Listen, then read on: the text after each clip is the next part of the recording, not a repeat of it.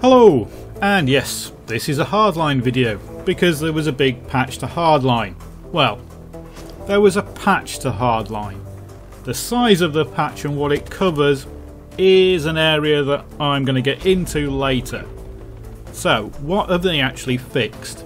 A couple of important things they've fixed are the crashes on Nvidia based cards and the performance hit that Punkbuster was giving. Those have both been fixed. Those were both identified in the beta. They've also nerfed the RPG so that you now only get one. Again, an item that was identified in the beta. Modes, they haven't fixed Hotwire. What they have done is fixed Team Deathmatch, so that you're now likely to spawn near friendly players, not enemy players. And that kind of fixes that situation. And they've adjusted the ticket count on Conquest. It's now 600 tickets for Conquest Small and 999 tickets for Conquest Large. That's the default, it still can be set on the servers. They've also done what they've called weapon tuning, so the K10 has had its damage reduced from 34 to 33, meaning it's now a 4-shot kill close up, but its mid-range and long-range damage have been nerfed into the ground. It now has a damage drop off to 8. So at long ranges you're going to be using half a magazine to take somebody down. The battle rifles have had their vertical recoil reduced. The RO993 has had its rate of fire increased. The Jury 410 has had its amount of damage increased. The FMG9 has had its maximum damage increased to 25 to make that now a 4-shot kill at close range. The battle rifles have had their minimum damage increased to 25, so even at long ranges they're always going to be a 4-shot kill. But the AKM has had its minimum damage decreased to 24, and that means at mid and long ranges it's now going to be a 5-shot kill, not a 4-shot kill, and that's basically to make the AKM more of a close mid-range option. Now, I'm not going to argue that any of those changes weren't needed. The problem is that they're 6 weeks after launch and they're all problems that were identified in the beta. So why wasn't there a day one patch just to simply fix those problems? They're all minor changes. Changing ticket counts on modes, changing the weapon stats. Those could have been done on day one.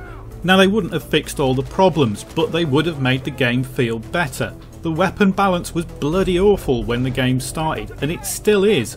The M16 and the M416 haven't been touched, and they're still clearly the best guns in the game. The others aren't catching up with them, and they're not being reduced. So what is actually going on with the weapon balance in Hardline? And why haven't they fixed the blatant rank and cash farming that can go on in Hotwire? They just don't seem to get it. If you fix these things quickly, it improves the game. Okay, they might not have had the fixes for the Nvidia stuff and the fixes for Punkbuster out, but on day one they would have gone, there, we've looked at the beta, we've seen what you said, and we fixed it. And they didn't, they just left it for 6 weeks, and then brought out a patch, which barely covers the basics. One thing they have announced is that CTE for Hardline is coming to the PC, and I don't know if they're just waiting for that to come out and hoping that that will solve all their problems. They can do all their testing and fix it. But we know that CTE came out in Battlefield 4 a long time after it should, and it barely managed to fix it. This is a new game, it should have been rolling out at the start, but instead what they're doing is fixing the battle packs. Yes, the battle packs did need fixing, but that's because they broke them in between the beta and the release. The release version of the gold battle pack gave you almost nothing. You just got a ton of the boosts. You very rarely got anything of any use. No accessories, none of the superior or advanced items. So they were just pretty much pointless. So what they've done is they've boosted them up pretty much back to what they were in the beta. And why have they done this? Is it because they think it's fairer? No, I think it's so they sell more battle packs for real cash. Origin sells battle packs, bronze, silver, gold, or a group of 5 gold, and I think that's the reason why they've put better stuff in them, so they'll sell more. Now you may be thinking, well, that's a bit of a cynical attitude even for you, Blindman. But it's not, and here's the reason why. Because the other thing this patch brought us was shortcut bundles. Yep, you can go out and buy the shortcut bundles already. 6 weeks after the game has launched, you can go out and for real cash buy every weapon unlock and every vehicle unlock. Doesn't include the syndicate weapons, but everything else you can now buy.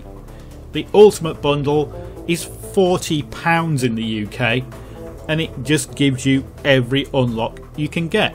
Every weapon, every gadget. For real money. And they claim it's so that you can catch up with the Battlefield veterans after 6 weeks. This is the same sales pitch that they use with the Battlefield 4 shortcuts. But the Battlefield 4 shortcuts came out 5 months after the game was launched. Battlefield 4 came out at the end of October. The shortcut kits came out the end of March. So 5 months versus 6 weeks. And if you're prepared to spend money on the weapons, then why wouldn't you be prepared to spend money on the battle packs to get accessories to go on them? That's why I think this is just a cynical cash grab. Try and make as much money out of Hardline as soon as possible because they don't think it's got any longevity.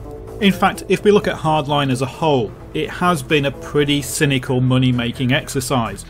We have a game that's essentially a DLC for Battlefield 4 sold at full price. We have premium launched with no features. Now we have shortcut kits that you can buy after 6 weeks.